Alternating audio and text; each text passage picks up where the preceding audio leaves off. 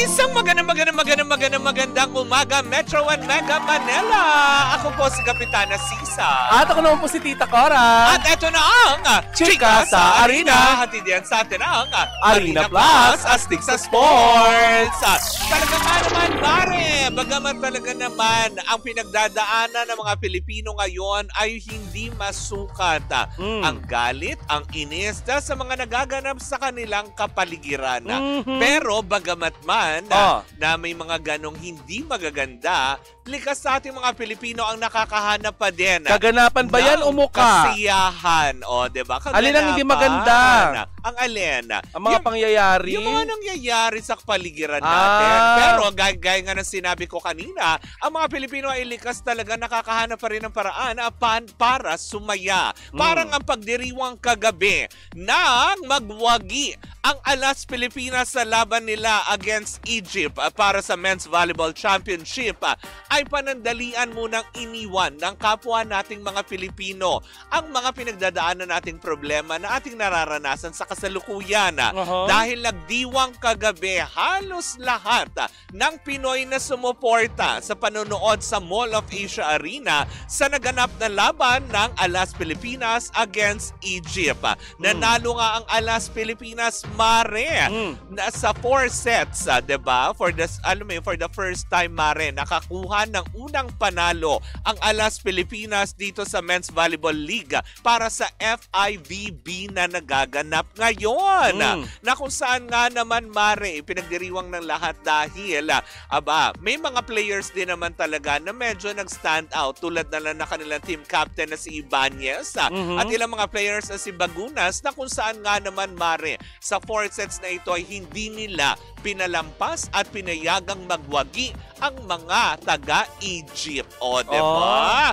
At least international tayo nakikipaglaban. Yes! Hindi sa kapwa Pilipino. Na nakakaloka. Kung meron man, alam mo yun, hindi sa West Philippine Sea, kung hindi sa Mall of Asia Arena. Yes. Nagwagi pero alam mo, Pilipinas. Naging volleyball ba yan? Yes. Naging controversial yan kasi nung nagpunta ang ating presidenteng si Bongbong Marcos, diyan sa Philippine Arena. Oo. Hindi, Mall of Asia. Mall of Asia Arena. Mall of Asia. Alam mo, medyo nakakalungkot lang ito. Huwag na sana nating ipangalangdakan sa ibang bansa dahil napapanood tayo ng ibang bansa. May mga nagbubu kay kay Pangulong Bongbong Marcos. O, diba? Kasi dahil dun sa surprise visit niya. Dahil sa pagsuporta niya sa mga atletang Pilipino Oo nga, wag naman sana ganun, respeto naman. 'Di ba? Wag naman natin ipakita na alam mo 'yon na may mga inis kayong nararamdaman, pero sa ganun klase na meron tayong mga bisita na galing sa ibang bansa, wag naman natin ipakita yung ganito lang 'yon, parang nasa loob ka ng tahanan, mag-aaway-away ba kayo magkakapatid sa harapan ng bisita? True. 'Di ba? Hindi ba? Kaya nga naman, mare, dahil nga sa pagkapanalo kahapon ng Alas Pilipinas ay mamayang hapon. Tama ba? Kung hindi, 17 lang ngayon. Bukas, September 18, 5:30 p.m. kanilang makakaharap naman ang bansang Iran, kung saan nga naman sa world ranking sa 90 na bansang naglalaban-laban para dito sa Men's Volleyball League ng FIVB. Ayan, makakaharap nila ang number 15 rank ngayon na Iran. Ang kinaganda lang sa Alas Pilipinas, mare, is from 77, kung sakaling manalo sila against Iran, posible pa na umakyat sila sa ranking. Dahil nga sa pagkapanalo nila sa Egypt ay umakyat sila to number 77, mare. O, diba? Nakakatuwa yan. Pero may iba pa siyang bansa na makakalaban dahil nga sa tinatawag na virtual knockout, dahil nag-tie sila sa score na 1-1. Ibig sabihin na may isang panalo at isang talo. Ang Iran ay makakaharap nila bukas at malalaman pa natin after ng laban nila bukas kung kanilang makakaharap din ang bansang Tunisia. Diba? Anong mga pangalan ng mga tao sa Tunisia? Kasi dito Pilipino. Tunisian. Oo, diba? Kasi diba yung mga taga-Egypt, Egyptian. Oo. O, diba? Yung mga taga-Nora, Noranyan. Vilma.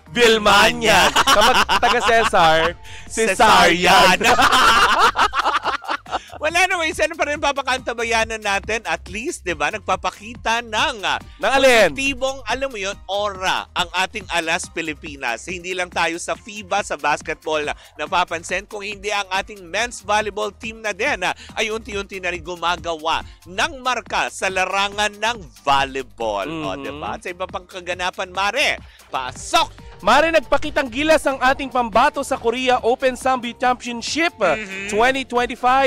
Unang nagwagi ng gintong medalya si Marvin Quirante matapos dominahin ang 58 kg combat sambo. Samantala nakasungkit naman ng pilak si Crescente Navarez sa 64 kg sports sambo. At hindi rin nagpahuli si Orlando Castillo Jr.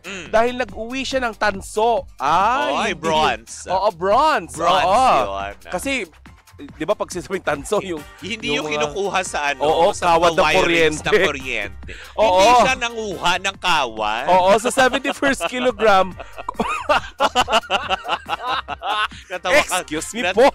Natawa ka sa balita mo, Hindi kasi tanso. Bakit mo kasi biglang naisip yung kawad ng kuryente? Diyan kasi sa Pandakan may mga nagnanakaw ng kawad. O hindi lang basta, hindi lang kawad. Di ba yung nagtahan bridge nawawalan nung parang yung harang na bakal? Correct. Kaya tinanggal tuloy yung release na. Ano na nangyayari? Bakit pati ba naman yung railings ng tulay? Oo. Pero Mare, dito sa pagkapanalo natin, isang malaking karangalan na naman ang nairigalo ng ating mga atleta para sa Pilipinas. Very good. At least positive ang ating nararanasan, hindi lang puro, diba, puro katiwalian. Ganun lang naman din, hindi ba? Gaya pa rin na sinabi ko nga, Mari, kanina, diba? Bagamat may pinagdaraanan ang lahat ng Pilipino ngayon, nakukuha pa rin natin maging masaya. Diba? Kahit sandali lamang at makalimutan natin yung mga problemang ating dinaranas. Correct. Lalo pat napapanood natin ang mga kapwa Pilipino natin na nagpupunyagi laban sa ibang mga bansa sa larangan ng sports. Hindi ba? Kaya mabuhay kayo mga Pilipino. Mabuhay ka, Pinay. Yes. Isang kababayan na naman natin na nakaangat sa buhay. Ay, iba pala yun. Sa may awiting, minsan natuwa ang may likha, 7,000 bakla ang ginawa. Pakikuha ng bakla. Bakit mga 7,000 bakla? Ang dami, ma.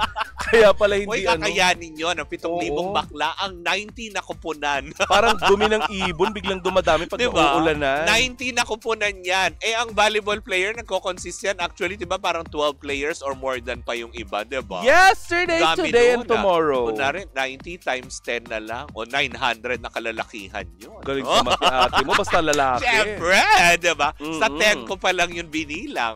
What more kung 15 pa. Maga.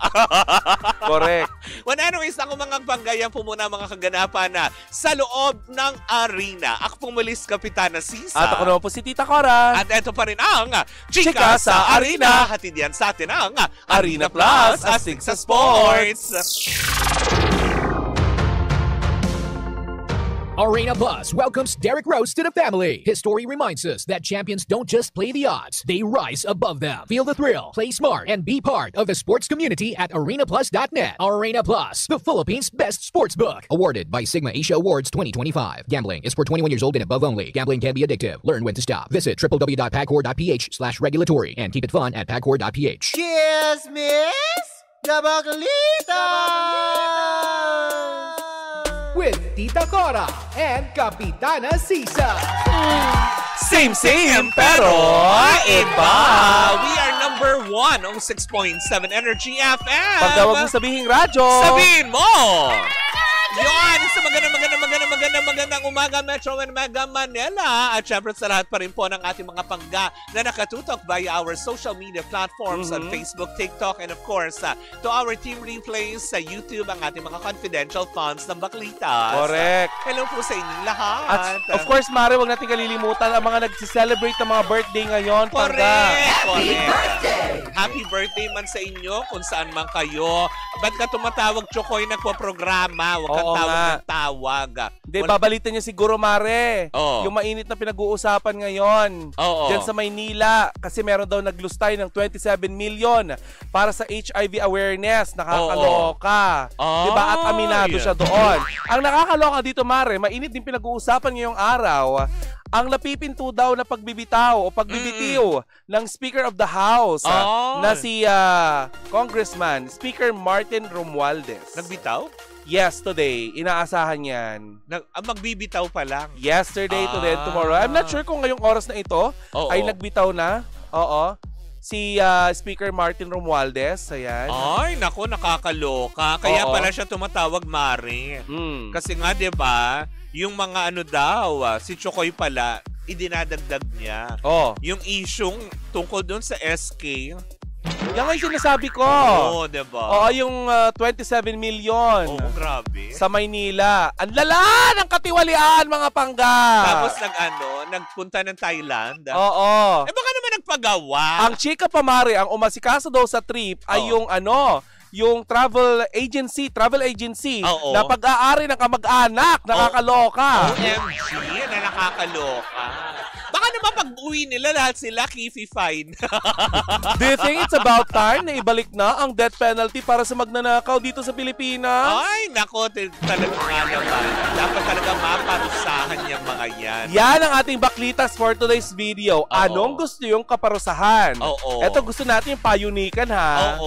Payunikan ng parusa sa mga mapapatunayang tiwali. Correct. Sa mga posisyon nila sa ating dapat bansa. Talagang may managot na. Hindi na to basta usapin lang ng, ano mo yun, ng simpleng 100,000, 200,000, 2 million na. Correct. Hindi lang pala sa mga matataas na opisyalis, kung hindi hanggang sa mababang, alam mo yun, posisyon ng barangay. Kapulungan. Diba? Kasi SK to, diba? Oo, te. At saka, Diyos ko, sa mga barangay nga, di ba naalala mo? 27 million. Merong mga barangay dyan. Shout out sa mga barangay dyan na pinababayaran yung pagdaan ng mga motor.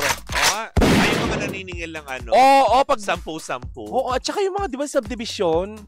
Di ba? Though may mga iba na hindi naman exclusive subdivision. Bakla naniningil sila ng 20, diba? 5 piso. Sa mga guard. Diba? Ang lalakas. Parang may nadaanan ng ganyan.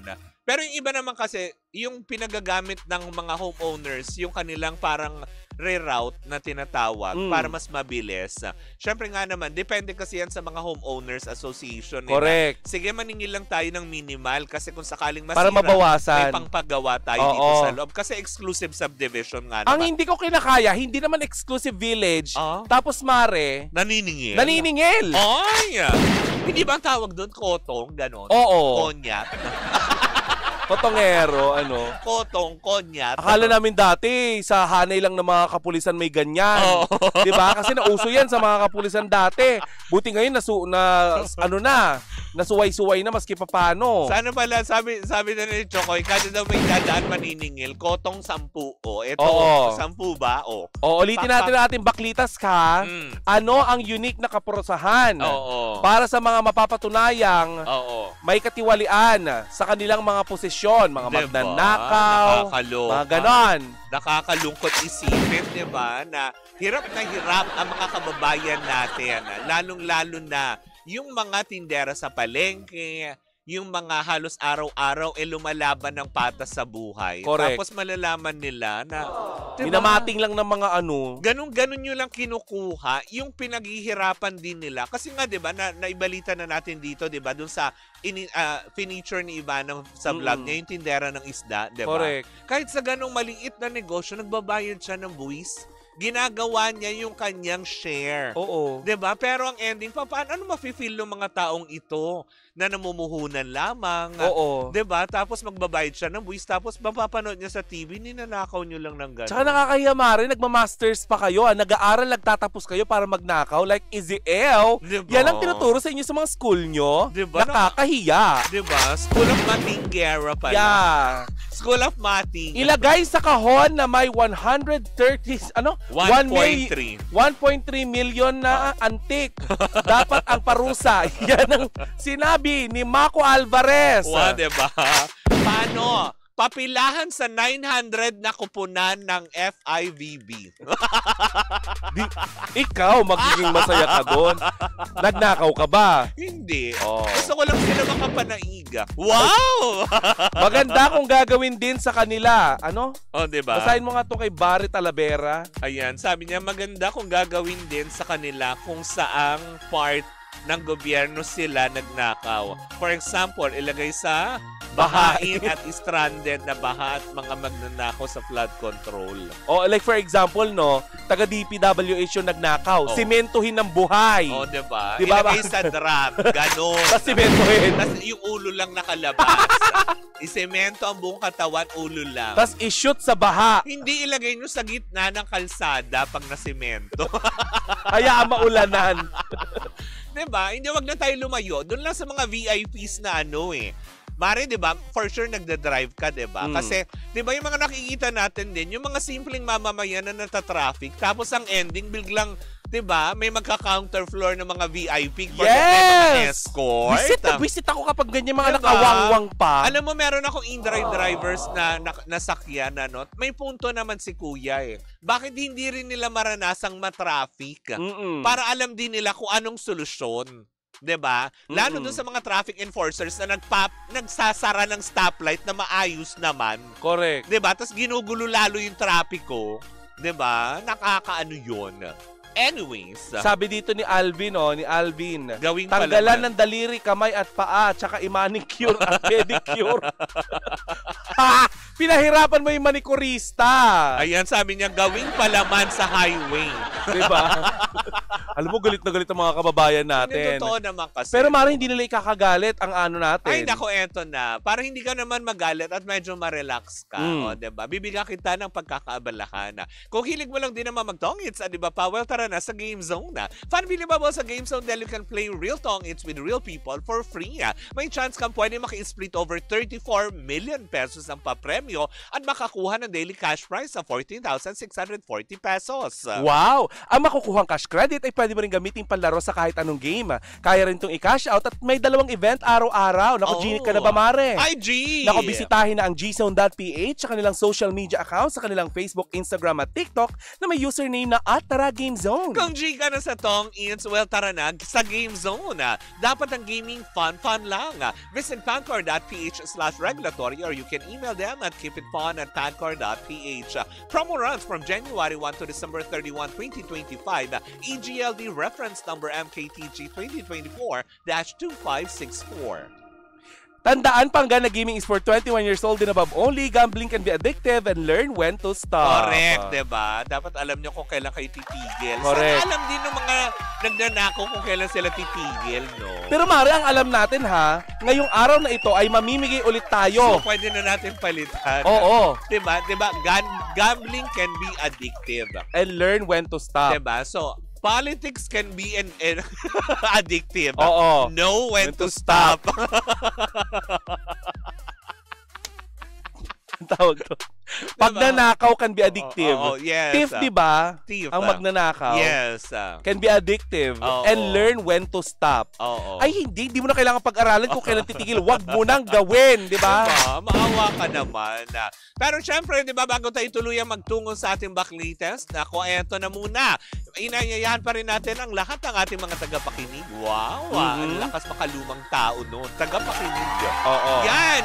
Inayayahan na namin kayo kung gusto nyo makakuha ng 5 libreng tickets para sa advance screening ng minamahal ang 100 bulaklak para kay Luna sa darating na Lunes po yan, September 22 sa SM Mega Mall Cinema 2. Diba? Na pinagbibidahan Marin Andres Mulak at saka ni Astin Olviga. Diba? Kaya nga naman kung gusto nyo makakuha ng libreng ticket, mamaya antayin nyo ang aming hudyata. Diba? Pwede kang tumawag sa 8721-2429, 8721-2429. Yan ay sa mga naka-PLDT at sa mga Globe lines naman, 7001-7949. Again, that's 7001-7949. Diba? Hi, Claudia. Manan Sala. Sabi niya naabutan daw niya ang Baklitas na live.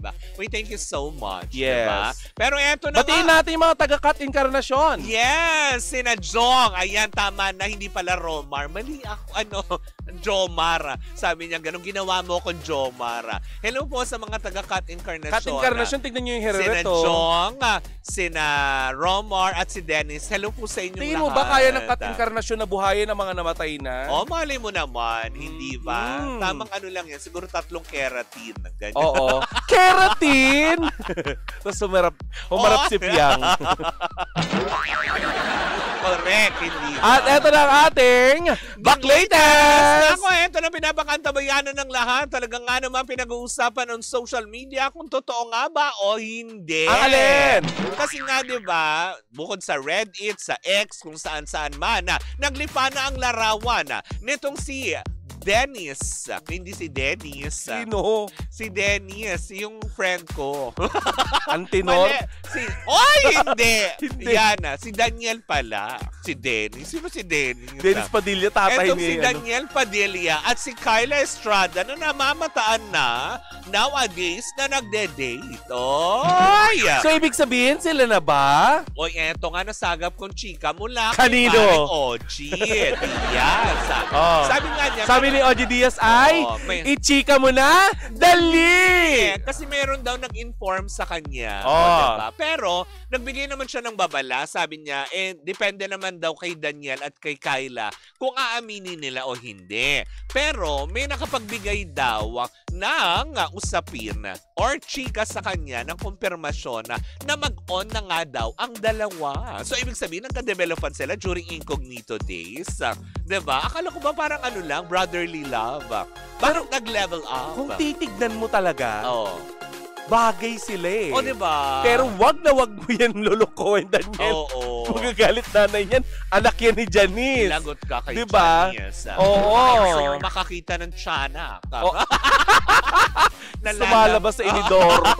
Kasi tabi mo sa mga lumalaps. Uy, undin yun. Undin ba yun? Oo. Saan lumabas yung anak ni Janice?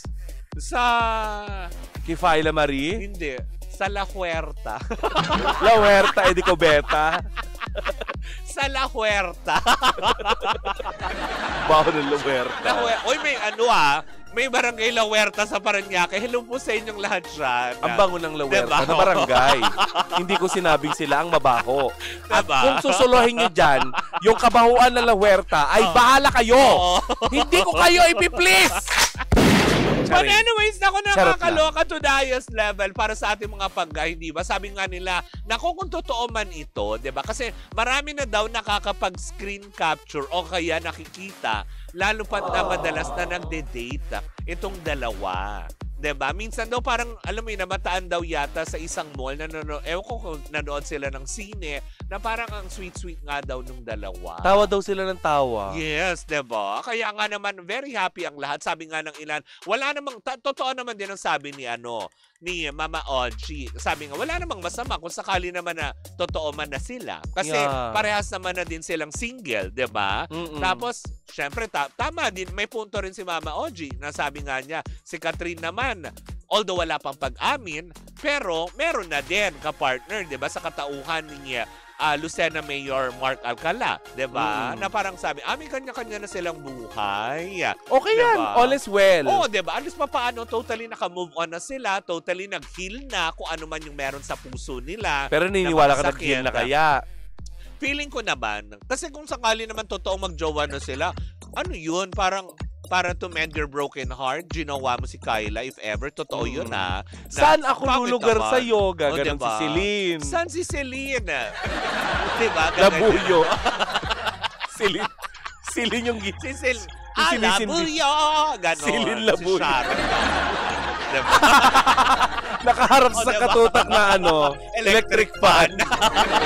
Pero yun nga, kung totoo man yun, na nababalita nga at marami nakakakita, please naman, irespeto naman natin po yung privacy nila. Kasi yung mga nagkakalat ng mga netizen na nagpapakalat na nakita nyo sila somewhere in Rockwell, yung mga ganito, tandaan po natin na mga normal na tao pa rin sila na gusto nila ng privacy. That's the reason why na, artista naman sila eh. Siyempre sasabihin nyo, artista kayo tapos privacy. Siyempre gusto rin nila ng time out sa trabaho. Hindi lang sila makahindi. Diba? Na wala wala man silang choice pag may nagpa-picture, syempre, totoo naman yun, pagbibigyan nila. But still, yung mga intimate moments naman na kukuhaan nyo ng pasimple tapos ipopost nyo on Facebook na, uy, nandito, totoo nga ang chismis, ganito. Wag na po natin bigyan pa ng kung ano mang kulay. Kung totally man naka-move on at gusto maging masaya ni Daniel Padilla, maging masaya tayo para sa kanila. Kung gusto din naman ni Catherine Bernardo na sumaya na, 'di ba? Let them be. Diba? Anak ba ni Jan Estrada yan? Oo. Oh, diba? Bongga, mga Kay artista ang Janice mga de Belen. magulang. O, diba? Ang tatay at nanay ni Daniel ay artista. Daniel, ito lang sinasabi ko, wag inaano-ano si Kyla, lagot ka kay Rigor. Oo. O, Rigor! alam mo kung gaano kainit ang ulo ni Rigor. Correct. Hindi ka niya nagpapakainin ng liempo.